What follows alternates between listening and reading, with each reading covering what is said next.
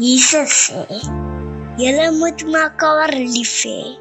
As ek raad julle lief het, so baie, moet julle mekaar ook lief hê. As julle mekaar lief het, sal almal weet dat julle my disippels is. Amen. Goeiedag en baie welkom. My naam is Dion Els en jy is ingeskakel by Helderberg Gemeente in Somerset West se YouTube kanaal. En ons is besig met 'n 10 weke reeks oor fynbos en hierdie week sluit ons daardie reeks af. Ek sit hier by ons etenstafel en ek wil so 'n bietjie met jou daaroor gesels. Want dit is om hierdie einste etenstafel met hierdie pragtige fynbos en die kers, waar daar soveel dinge in ons gesin se lewe gebeur wat vir ons kosbaar is. Ons gaan so 'n bietjie gesels oor lente en ons gaan so 'n bietjie gesels oor die hele reeks in sy totaliteit. En ons gaan uitkom of ons kan uitkom by 'n plek waar ons die goue draad van hierdie reeks so 'n bietjie kan saamvat in 'n paar idees. As jy nuut is tot ons kanaal, maak seker om te subscribe en as jy graag gebed nodig het, sit dit vir ons in die comments. Ons sal dit opvolg en saam met jou. Ons sal baie graag saam met jou wil bid, sodat ons weet waarvoor ons kan bid. Kom ons word vir 'n oomblik rustig en dan bid ons saam. Liewe Here, Baba, dankie vir die voorreg wat ons het om so 'n paar oomblikke net bewus te word van U teenwoordigheid in ons lewens. Ek wil vra, Here, dat U hierdie boodskap ver en wyd sal vat, dat die wat nodig het om te hoor, dat ons dit sal hoor. Dankie vir U woord, dankie dat U woord so relevant is tot vandag en tot dit wat ons in ons wêreld sien. Ek wil vra, Here, dat U hierdie boodskap ook ryklik sal seën en elkeen wat daarna kyk. Ons bid dit in Jesus naam. Amen. Nou, ek weet nie of jy die storie ken van olifant en muis nie, maar olifant en muis is beste vriende. En oral waar muis gaan olifant en waar olifant gaan muis. En op 'n dag toe loop hulle so oor 'n groot sementbrug. Toe hulle so in die middel van die brug is, toe skud die brug so en muis draai om en hy skree vir sy vriend olifant en hy sê: "Olifant, kan jy glo dat ons maak hierdie brug so skud?" En waarop olifant nou natuurlik net vir muis gelag het. Maar sien, muis het nogal so groot selfvertroue. Ek dink hy het 'n baie groot selfvertroue, of hy's net baie wys. Hy het geleer om met die regte diere vriende te maak. Maar so oor wysheid gepraat, die Prediker skryf in hoofstuk 7 nogal 'n gewaagde ding.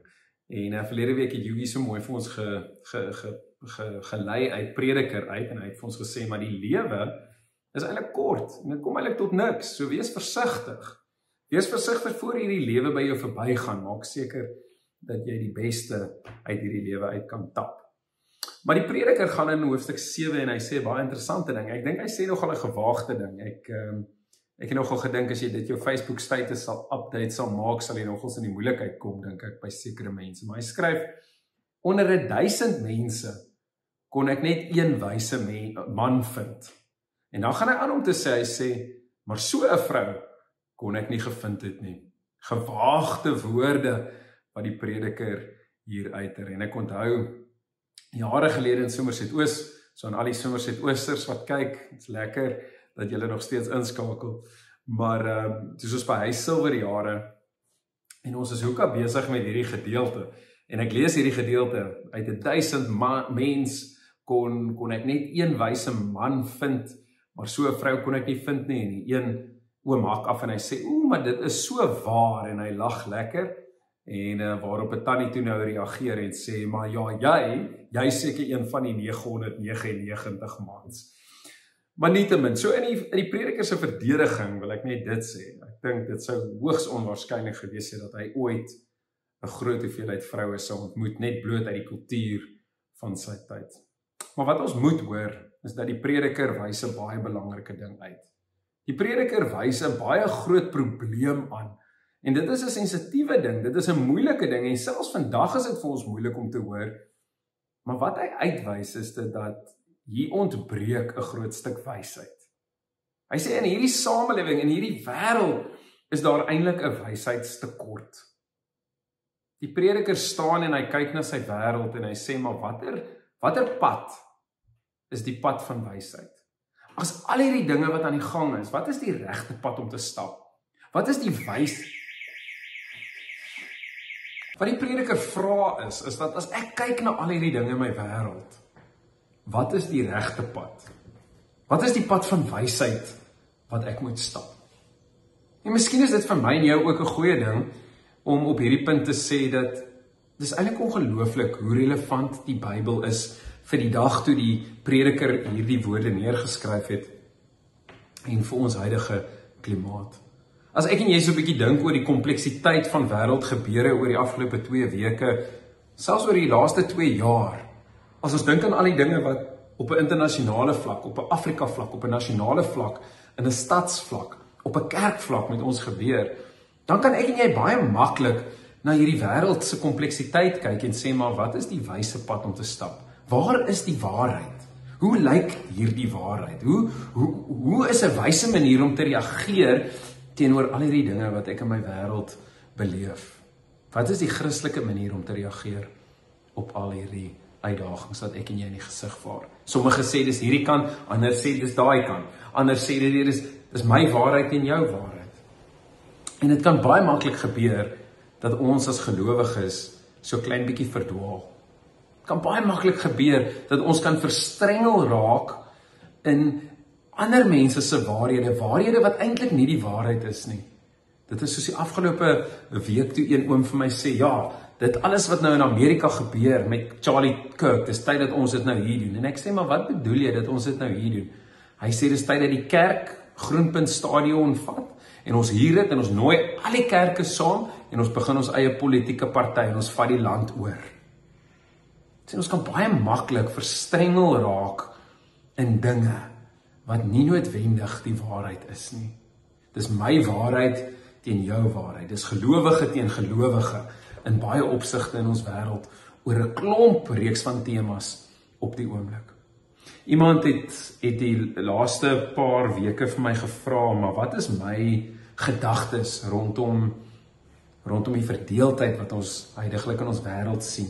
Wat sal ek as leraar van 'n gemeente vir mense sê rondom die verdeeldheid? Aan watter kant van die grens staan jy? Is eintlik sy vraag. Ek het so 'n bietjie gedink en ek het 'n kort stukkie geskryf wat ek graag vir jou wil lees. Jy kan my gaan volg op Facebook ook. Ek skryf so nou en dan so 'n stukkie. Nooi my as 'n vriend, ek sê jou graag aanvaar, maar ek het dadelik gedink aan die woorde van Dani de Tooy se liedjie Hou Moed. Dis 'n nuwe liedjie wat hulle nou die 1 September uitgebring het en hy skryf in hierdie liedjie, skryf hy: ons het nou die dag nog geweet wat reg is en wie ons in die geveg is. Maar hoe hou jy jouself? Hoe reageer jy? Hoe hou jy jou waarheid in een stuk? Dit is my baie aangespreek tot die plek waar ons huidiglik is. En ek het 'n kort stukkie geskryf en ek wil dit vir jou lees as dit reg is met jou. Die wêreld is in 'n stryd vir die waarheid. Gelowiges is links en gelowiges is regs. Dit is my verstaan van God teen jou verstaan van sy waarheid. Die storm het skielik en ewig op ons afgekom. Ons struikel en ons val. Waarhede skiet soos dwaalkoels oor Gaza, Israel, Rusland, Oekraïne, VSA, die Kongo en oor die Kaapse vlakte en deur kerkmure. Waarhede bots gelowige teen gelowige. Dis my feed teen jou algoritme. Vergeet van gewere, keyboards is soos gelaaide magasyne, reg om die ander kant uit te haal. The first casualty of war is always the truth. Die slegste verloorder in enige oorlog is die volgende generasie. Die volgende generasie gelowiges, ons kinders, God se kinders. Vanoggend aan die ontbyttafel lees ek vir my dogters die vers van die dag. Gaan dan en maak disippels van alle nasies, deur hulle te doop in die naam van die Vader en die Seun en die Heilige Gees. Ons oudste dogter antwoord, dis maklik, nê? Ons kan net mense nooi om by ons te kom eet. Ons kan 'n braaitjie maak, sê sy. Net so, my kind, net so. Ek hoor weer, dit begin alles by 'n tafel. 'n openheid om mekaar te nooi. Sy herinner my dat Jesus se kruisverhaal ook by 'n tafel wegtrek. 'n Tafel waar hy die brood breek en die wyn voorsien. Alles wat jy ooit in hierdie lewe gaan nodig kry om die waarheid en om mekaar te vind, is reeds aan hierdie tafel vir ons gedek.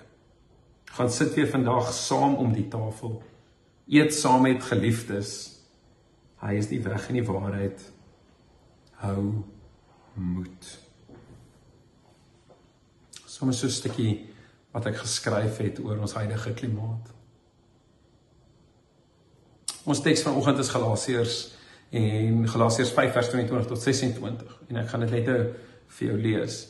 En dit is Paulus wat aan die woord is en Paulus is besig om te skryf en dis een van sy eerste briewe, dit is skaars 50 jaar na Jesus dood is of opgevaar het na die hemel toe. En nou vind ons hierdie brief. En die rede hoekom Paulus hierdie brief skryf is want 50 jaar na Jesus opgevaar het na die hemel is daar al klaar geskille tussen gelowiges oor wat die waarheid is. Daar's al klaar gelowiges wat sekere goed bygelas het by dit wat Jesus vir ons kom leer het en dit wat Paulus vir hulle oorgedra het. En Paulus reageer dan in hierdie Galasiërsbrief tot hierdie waarhede wat hulle nou kwyt geraak het. Dis my waarheid teen jou waarheid. Dis my verstaan van hierdie ding teen jou verstaan van jou idee van God. En Paulus is so verbaas dat hulle slegs so kort tydjie na Jesus se opvaring alreeds sukkel met die waarheid. Hoor wat skryf hy in hoofstuk 1, soms so met die wegtreepslag sê hy, ek is verbaas dat julle so gou van hom, wat julle deur genade van Christus geroep het, wegdraai na 'n ander evangelie toe. Nou, jy moet onthou, hierdie is gelowiges wat met gelowiges vassit, en nou daar 'n paar idees bygekom, wat seker is van hulle wil onderhou en ander wil nie. En Paulus is baie duidelik hieroor. Hierdie is een van die duidelikste, hardste, reguitste briewe wat ons het van Paulus. Hy draai nie doekies om nie. Enige iets wat iets byvoeg by die waarheid of wegneem, is nie die evangelie van Jesus Christus nie. Hy maak dit baie, baie duidelik. Nou wat hier besig is om te gebeur onder die Galasiërs gemeente, is dat ons het hierdie groep Jode, wat eers Jode was en hulle het Christene geword, en omdat hulle nou hierdie Joodse agtergrond het, dink hulle 'n klein bietjie anders oor hoe godsdienst moet plaasvind. Hulle het ander idees as die ander mense, en nou kom daar 'n groep mense wat nie Jode was nie, en hulle wil ook Christene word, en hulle glo ook in Jesus Christus, maar nou kom die Jode agter, die Joodse Christene kom agter, maar hierdie klomp nuwe mense, hulle dink 'n bietjie anders oor sekere goed. En ons wil graag hê dat ons idees op hulle afgeforceer moet word. Ons moet seker maak dat hulle net soos ons dink, anders gaan hierdie ding nie werk nie. Wat hulle eintlik sê is dat om in Christus te glo, soos wat Christus vir ons die boodskap gebring het, is nie meer genoeg nie. Jy moet nou ietsie bybring. Hulle bring 'n paar dingetjies by, dis klein en is subtiel. En hulle sê vir hierdie klomp gelowiges, maar hierdie klomp dinge is ook belangrik, anders kan jy nie hiervan deel wees nie, anders is jy nie deel van ons nie.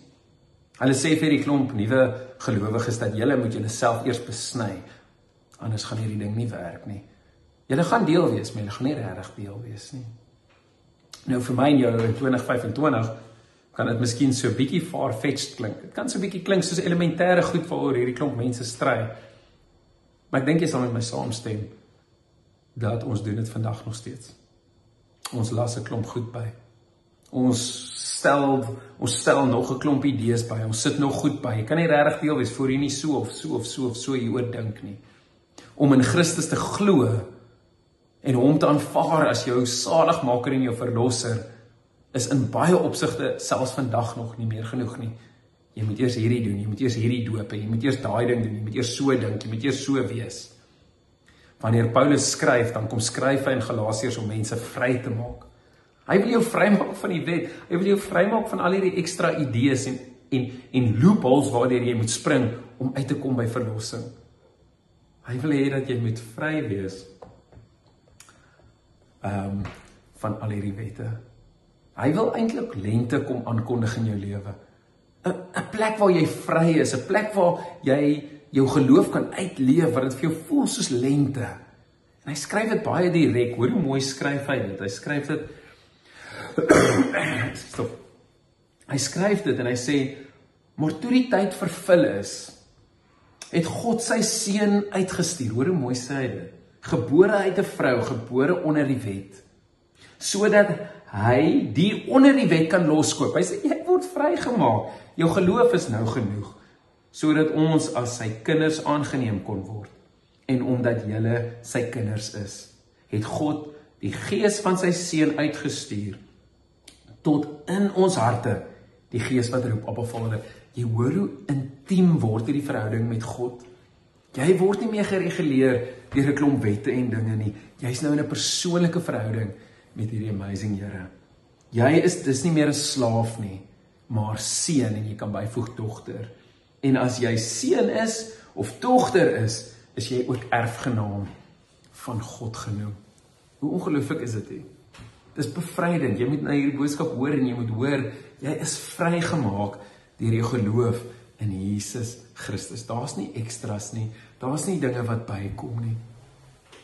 In ons huis is dit vir my baie belangrik dat ons dogters hulle titel ken. Dis vir my baie belangrik dat my dogters hulle titel ken en leef vanuit hulle titel. En wat is hulle titel?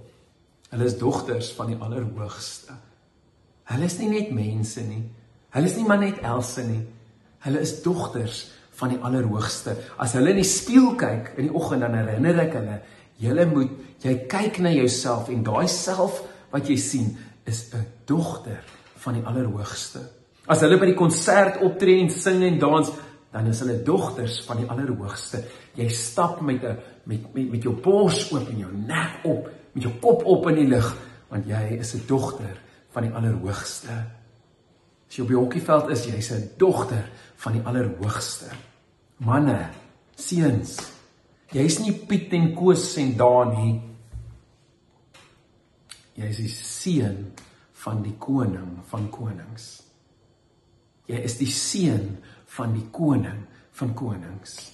As jy instap by 'n plek, is jy die seun van die koning van konings. So wanneer ek en jy terugkeer na die tafel toe, my dogter het ons goed herinner, kom sit aan die tafel weer. Sien, dis hier aan die tafel van Jesus waar hy my kom herinner wie ek is. Dis hier waar hy my titel vir my gegee het. Dis hier waar hy gesê het, kom sit en eet sommer elke dag 'n ete in my nagedagtenis, sodat jy kan onthou wie jy is. Moenie dit vergeet nie. In ons huis het ons altyd 'n kers. Hier's altyd 'n kersie wat ons aansteek, en die kers brand as ons eet 90% van die tyd en meer. En die kersie, sê ek altyd, is 'n herinnering dat hierdie is die ontmoetingsplek waar Jesus ons kom ontmoet. Dis hier waar Jesus teenwoordig is. Dis hier waar hy ons kom vat en sê, dis wie julle is, Else. Dis wie julle is, dis julle naam. My gebed is regtig dat jy vanuit hierdie ontdekking sal begin leef. Nou, die vraag is wat ek en jy het, is hoe bly ek en jy in pas met hierdie boodskap? Jy het nou vir die laaste 10 weke, het jy saam met ons gewandel rondom die tema van fynbos. En ons het gehoor dat jy diep wortelstelsel moet hê van Daniel Kennedy, toe Dani Moller vir ons gepraat oor plant waar jy blom waar jy geplant is, toe het ons gehoor by Melanie, ons moet dreineer, toe het ek gekom en ek jou vertel, maar die brande gaan kom, die berge gaan brand, daar gaan oomblikke wees waar dinge afbrand. Toe het ons gesê, ons moet aanpas, toe daarna het Paul vir ons kom vertel dat ons moet uniek wees, en toe ons klaar met uniek, toe het ons almal as predikante saamgepraat oor die belangrikheid dat ons mekaar nodig het. En verlede week het Yugi vir ons vertel dat die lewe kort is en dat ons dit moet geniet. Nou deur die loop van die afgelope 10 weke het ek bly soek vir so half die goue draad wat deur dit loop, en ek het 4 wyshede wat ek vinnig met jou wil deel. En natuurlik is daar ander wyshede wat jy kon gehoor het, so wees oop vir dit, gaan luister, wat is dit wat die Here vir jou ook gewys het in hierdie laaste 10 weke. Die heel eerste een, die eerste wysheid wat ek met jou wil deel, stukkie wysheid, dis nie stukkie wysheid wat ek met jou wil deel, is dat die Here is teenwoordig. Fynbos gelowiges is mense wat glo dat God is diep teenwoordig in hulle lewe. In 'n onlangse studie is bevind dat slegs 50% van Christene in hulle geloofspraktyke iets van God ervaar. Die probleem wat ek het is, as ons so begin praat, dan reduseer ons die werk van God en beweeg ons in die verkeerde rigting.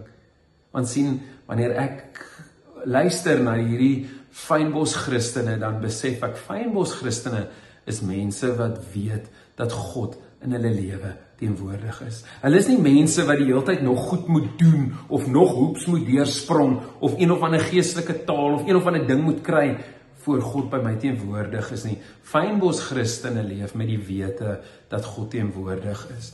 Wanneer ek instap by die werk, is die Here daar. Wanneer ek in my huwelik sukkel, is die Here daar.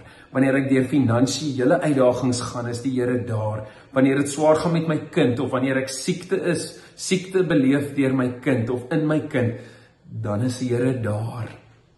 Fynbos gelowiges is brugstappers. Hulle dra in hulle self die potensiaal om die fondamente van hierdie wêreldse gebrokenheid te skud en te ruk, omdat die Here agter hulle stap. Wysheid is die inoefening van God se teenwoordigheid. Dit is om baie prakties daaroor te dink. Dit is om 'n sticky note in jou kar te sit, wat net jy weet wat dit beteken, en dit is dat die Here is hier. As ek hier inklim, is die Here saam met my. My broer het so rooi en 'n wit lint aan sy fiets. En hy vertel altyd dat as hy daar begin ry, dan is die rooi lint die teenwoordigheid van die Here. Dis 'n herinnering dat die Here hier saam met hom is. Dis om 'n kers aan te steek. Dis soos die kruis in my ma se huis. Daar's 'n klomp dinge wat jy prakties kan doen om jou te herinner dat die Here is by jou.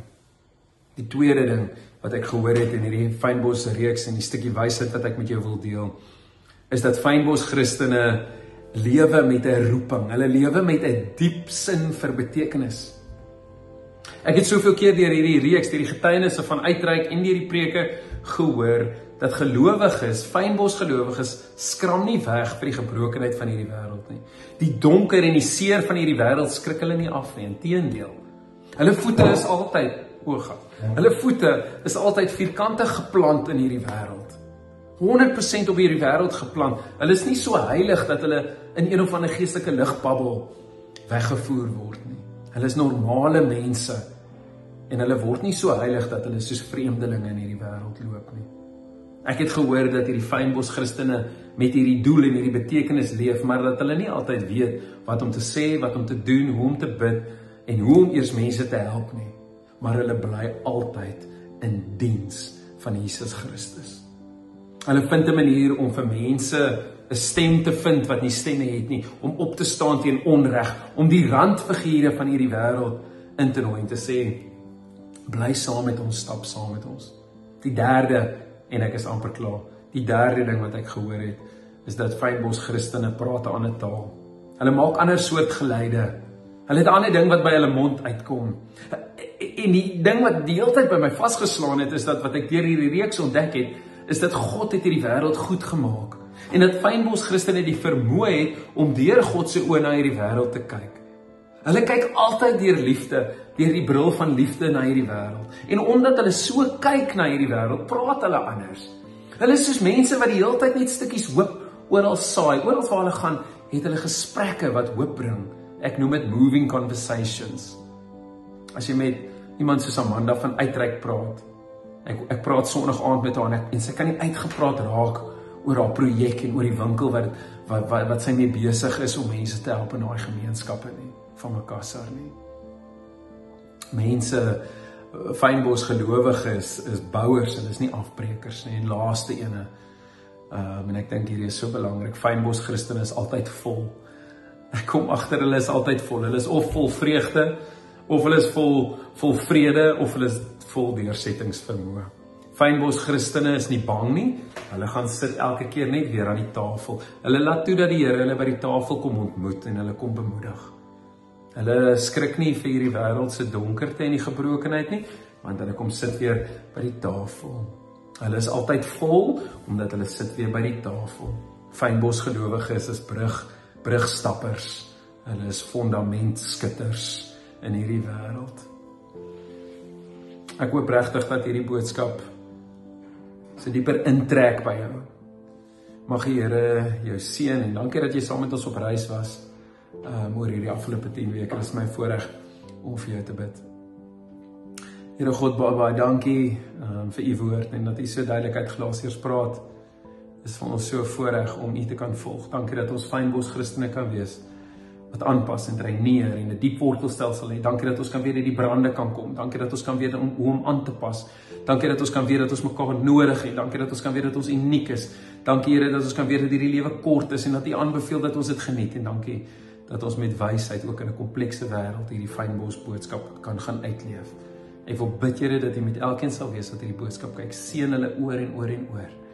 In Jesus naam bid ek dit. Amen. Ek hoop regtig jy het 'n wonderlike week.